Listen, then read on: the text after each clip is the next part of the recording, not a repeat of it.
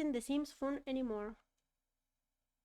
You dust off the EA app and boot up The Sims 4. You make a sim, put them in the Daisy hovel like you always do, and play the game for a few hours before thinking, wait a minute, this is kind of boring. So then you download one of the new expansion packs, hoping to find something fun to do. You jump into a new world, pick a lot, start playing for a little, and then a few hours later you realize, this is kind of boring too. Oh What's God. going on here? That happens to me, and I bought so many expansions trying to having fun, and then I don't have fun, and I feel so bad. Like maybe I am old. Maybe I don't enjoy Los Sims as much as when I was a kid.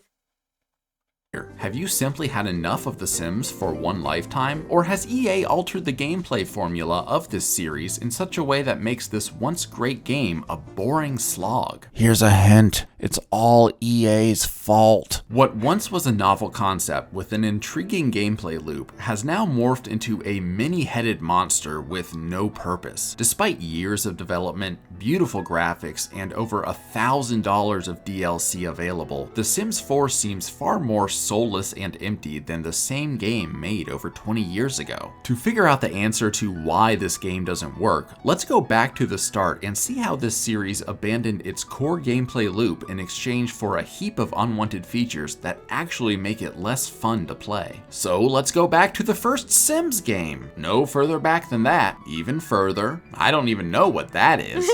There we go. The Sims 1. So here's a question for all you longtime simmers such as myself. What is the goal of this game? When The Sims was unleashed upon the world in 2000, it marked a significant departure from the popular games of the time. There was no violence or gore, there was no intriguing story, and most importantly, there was really no goal. The game defined itself as a digital dollhouse, where, like any child playing with a real dollhouse, you were in control of the stories you wanted to tell. Now, the core gameplay loop was pretty simple. You created a sim, put them in a house, and then drowned them in a pool.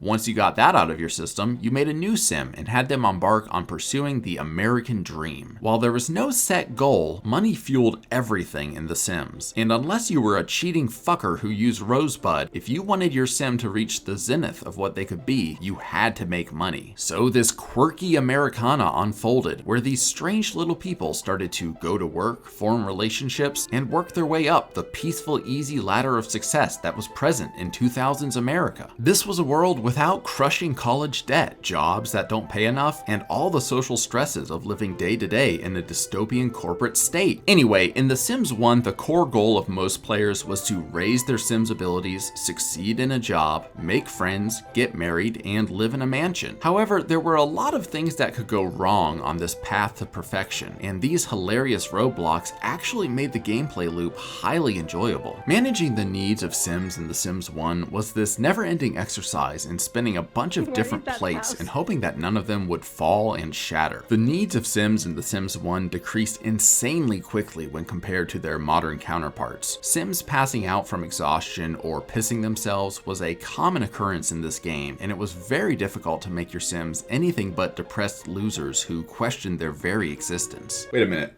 Why is the camera on me for this part? If you were able to begin to master balancing these needs, you also had to contend with random events. Fires could burn down your furniture, burglars could steal your best items, or you could get electrocuted while trying to fix your TV. Even if you managed to balance your Sims' needs and avoid death, you had to maintain a multitude of social relationships in order to advance your career. I don't know why you need 8 friends to become a crime boss, but I do know that Sims in your neighborhood had more mood swings than a teenage girl, and keeping them happy was not an easy task. All of this is to say that the game threw a significant number of obstacles in your way, and many of them were outside of your control. The plans you laid were easily disturbed, often in hilarious ways. While it could be really frustrating to balance all your Sims' needs and avoid disaster, this challenge is what ended up making the game fun. While there are more ways to die than ever in newer Sims games, there's really not a lot standing in your way. Avoiding death while becoming independently wealthy and popular is actually quite easy easy. In The Sims 3, you could buy a bunch of lots in commercial venues and make revenue from them by doing nothing. In The Sims 4, you can form clubs to easily get social relationships maxed out, or become a landlord and live off the sweat, blood, and tears of other Sims. Hey, I guess this game is kind of like life in 2024. My point is, the easier you make it to achieve wealth and prestige, the less interesting the game becomes. When you play The Sims 4, your success is kind of a foregone conclusion. The game lays out so many options and paths that are all equally viable that no matter what you choose to do, you'll end up making a sim that will become cool and prosperous every single time. Also, The Sims used to be pretty simple. I mean, the core idea is a digital dollhouse, right? With that in mind, let's see what you can do with some of the DLC in The Sims 4. With Mommy's credit card, you can unlock the ability to turn your Sims into vampires, turn your Sims into mermaids, turn your Sims into aliens, form clubs, own a horse ranch, have cats and dogs, go to high school, go to college, snowboard and do stereotypical Asian things, become famous, and live on an island. Some of that may sound great, but it kind of detracts from the core gameplay and doesn't really add anything substantial to the gameplay loop. The way you play the game is still completely the same, and when you buy a bunch of DLC, you actually have less fun because you are bombarded with all these features. You ever look at all the things you can do on your Sims phone in The Sims 4? There's so much crap on here that most of the player base probably doesn't do anything with it. EA seems to think that the more shit they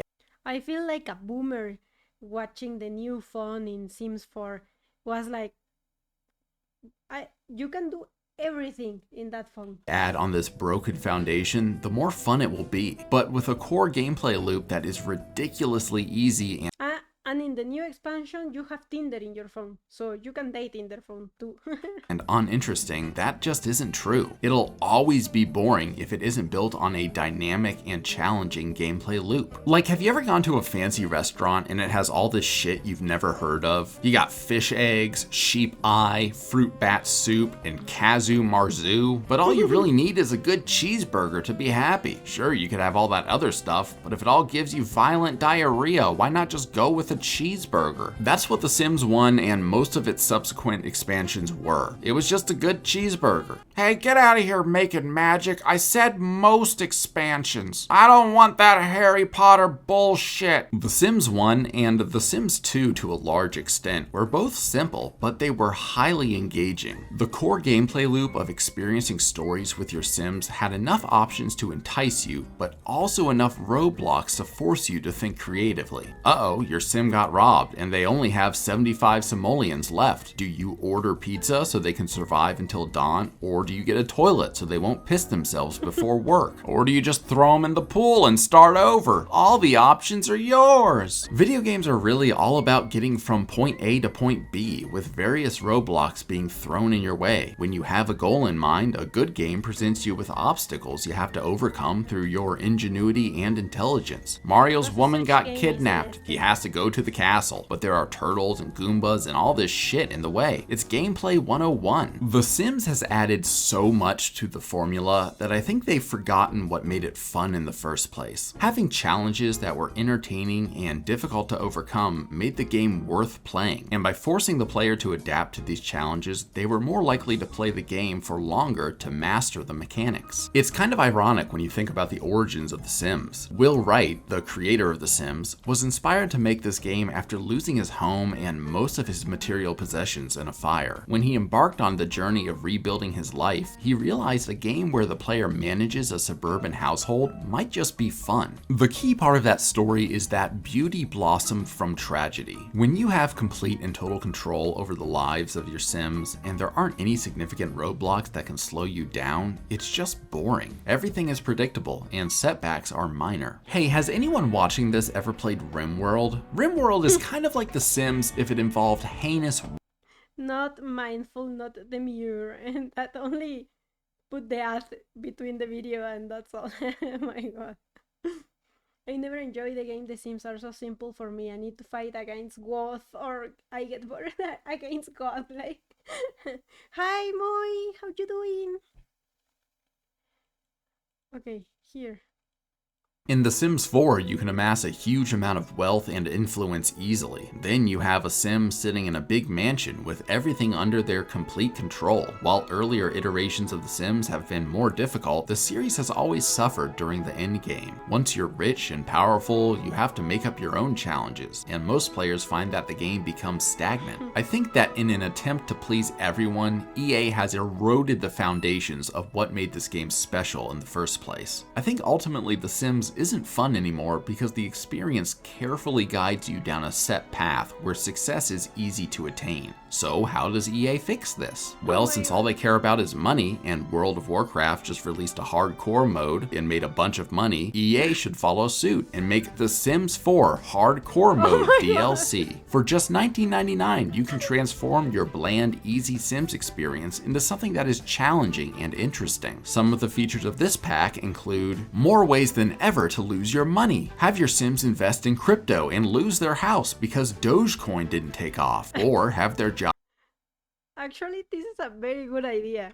pull an Enron and everyone gets laid off randomly. Disasters galore! Right when you get a big promotion, watch as everything in your house suddenly starts to break. You wanted to use that money for a new PC? Fuck you, it's time for a new water heater. In-game content. So you've climbed to the top of your career and have a huge mansion, but guess what? Your Sim just made sexual advances on a new young intern at work, and now you have to settle a lawsuit. Enjoy losing everything because you couldn't keep it in your pants. In all seriousness, I think The Sims needs to look at what inspired it in the first place and realize that difficulty is not a bad thing. By taking away some freedom from the player and making the world of The Sims a bit more volatile, the stories that are told in this game and the core gameplay loop will become way better. Hey, before I go, if you liked the video, go ahead and give me a like, and if you're not subscribed, I'd really appreciate it if you subscribe. That's really the only way that YouTube will promote my videos, so I would really appreciate it.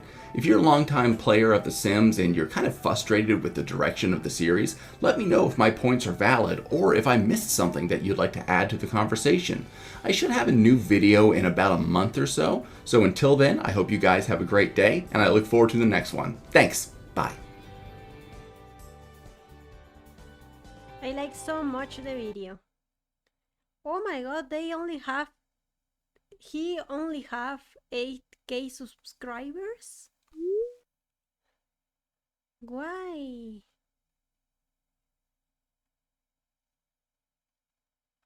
Okay. I give to him my support because I like the video.